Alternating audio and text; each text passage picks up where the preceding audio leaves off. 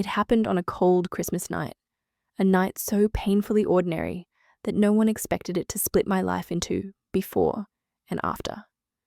My sister Chloe introduced her boyfriend with a mocking smile, pointed straight at me, and announced, "This is the failure of our family." My parents laughed, nodding with the same careless ease they had used my whole life. But Daniel stayed quiet, simply watching them. The room fell dead still. Then he gave the faintest smile and said calmly and clearly, "Interesting, because you're fired, and we're done." And then, turning to the room, he added, "If it were you, could you stomach being turned into a family joke in front of a stranger? And where are you listening to this story from? I truly want to know." My name is Eleanor Moore, though for most of my life, that name felt more like an afterthought than an identity. Standing in my parents' dining room that night, watching Chloe crumble under Daniel's words, something cracked open inside me. Maybe it was memory. Maybe it was the weight of every year leading to that moment. Because what happened at that table didn't start there. It began long before Chloe ever learned to wield her smile like a weapon. I grew up in a house that always felt slightly tilted, as if the ground was uneven beneath my feet. When I was 15, my mother, my quiet anchor, died of breast cancer. She was all gentle hands and tired eyes, calling me my brave girl. When she was gone, the house emptied in ways that had nothing to do with space. It felt like the oxygen disappeared. Before I had time to learn how to breathe again, my father remarried. 6 months. That's all it took. Tina entered our lives with bright lipstick, perfect hair, and a daughter who looked like she belonged on a magazine cover. Chloe was a year younger than me, but she walked into our home like the world owed her sunlight. Suddenly, new rules, new clothes, new energy filled the house. And I, still grieving, felt like a guest in my own childhood. When my father looked at Chloe, his face softened in ways I hadn't seen since my mother was alive. When he looked at me, he mostly looked away. Then came their child, my half-brother, and with him, the hierarchy became permanent. There were 2 sets of children in that house, and 2 sets of rules. Chloe got dance classes, new shoes every semester, princess-themed birthday parties, and eventually a shiny car tied with a red ribbon. Me? I got chore lists long enough to qualify as part-time work. Eleanor, set the table. Eleanor, watch your brother. Eleanor, do the dishes so Chloe can finish homework. When I once asked to join the art club, Tina didn't even look up from the stove. And who's going to cook dinner while you draw little pictures? My father stayed silent. His silence always her permission. Meals were the clearest reminder of my place. Chloe was served first, bigger portions, the best pieces, the frosting corner of the cake, while I waited for leftovers. If I even glanced at the good pieces, Tina would say, "Don't be greedy, Elena. You always want what someone else has." Praise for Chloe was ceremonial. "That's my girl," my father would say proudly. When I made even the smallest mistake, he sighed. "Can you not cause trouble? I'm tired."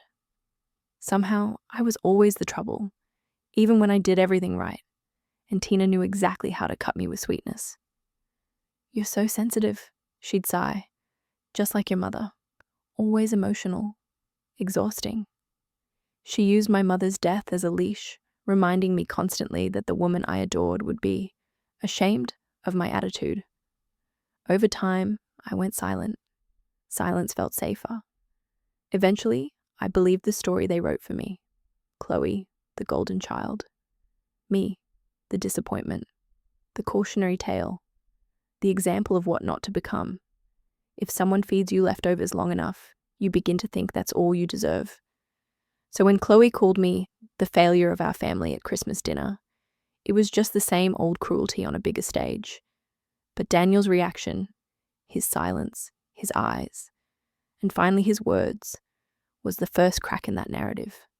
The first hint that perhaps the version of me they'd sold the world wasn't the truth at all. But things got darker before they got better. Getting into college was the first moment of pride I'd felt in years.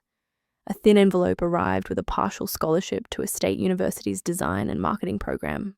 It wasn't prestigious, but it was mine. I showed my father with a trembling smile. He skimmed it, nodded, and placed it on the counter like a grocery flyer. Money's tight. Chloe needs a strong college environment. So, if you want to go to this place, you'll need to figure out your own costs. No discussion, no help, no effort.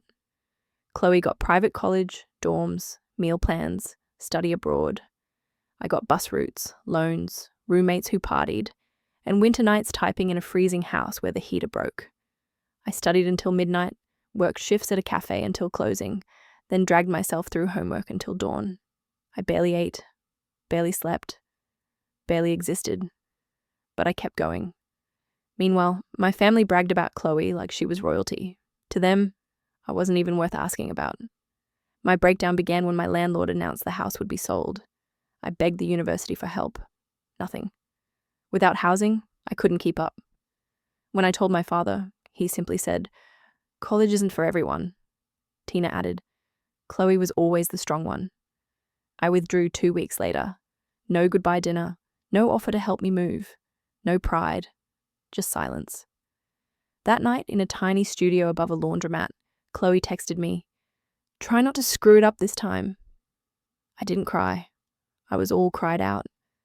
But that was the night the failure label finally stuck, forced onto me until it felt carved into my bones. Yet, the very place where I felt most broken became the place where I rebuilt myself. That cramped studio, with its rattling window and vibrating floor, became my beginning. I took on tiny clients, gas stations, diners, nail salons, charging almost nothing. I worked day and night. I learned everything: UX, UI, SEO, branding, analytics. Learning filled the empty spaces inside me. My turning point came when a taco shop I rebranded doubled its sales. The owner hugged me with tears in his eyes. Someone finally saw my worth. Word spread, referrals came, then bigger clients. I moved into a co-working space, launched Northbridge Creative Studio, hired a small team. And somewhere along the climb, I met Daniel. Sharp, intuitive, and for the first time in my life, someone who saw my mind without underestimating me. We built a new agency together, Northline Media Group. He became CEO. I became co-founder and majority shareholder. But I stayed invisible by choice. I didn't want my family to know. I didn't owe them my victories. So my parents kept believing Chloe was the star, especially when she got hired at Northline. Through a contact, not knowing I owned the company. She didn't recognize me at first. Even when she did, she used me as her favorite cautionary tale. My sister couldn't keep up. She'd tell colleagues. She tried marketing and failed. She grew her confidence on top of my humiliation. But the storm came the day she stole my work. Chloe posted a LinkedIn announcement claiming she led a new campaign, one I had designed myself. The tagline, visuals, strategy, everything was mine. She had accessed the server, downloaded my file, renamed it, deleted traces, and presented it as her own. A young intern confirmed what he overheard. She mocked me in the break room, calling me pathetic, claiming she had to fix my idea because I had no talent. But the worst blow came when Daniel uncovered her consulting fee transfers, small amounts stolen monthly, accumulating into thousands. Fraud, theft, manipulation. That night, Daniel and I gathered every piece of evidence, and he asked me one question: do you want her fired quietly, or do you want the truth revealed? For the first time in my life, I chose myself. So on Christmas night, in front of 20 witnesses, he exposed everything. My work, her theft, her deceit, her fraud, my ownership of the company. The truth, shining behind me while Chloe trembled. My parents tried to negotiate the next day, offering hush money, money they had stolen from my college fund years earlier. They tried to buy my silence with the very inheritance they drained to fund Chloe's life. I tore the papers and told them to leave. Their final weapon was a smear campaign, anonymous posts, burner accounts, whisper networks.